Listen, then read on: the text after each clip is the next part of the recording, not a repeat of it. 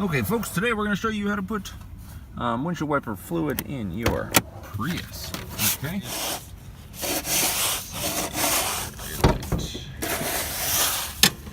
Get that thing open. And you got to prop it up.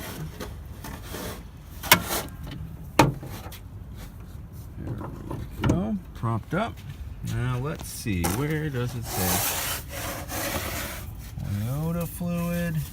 I think it's steering fluid. The little windshield wiper tip. Perfect. Looking like we're running low.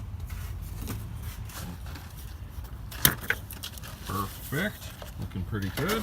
And we're gonna, how are we gonna do this? We're gonna video it and we're gonna pour it.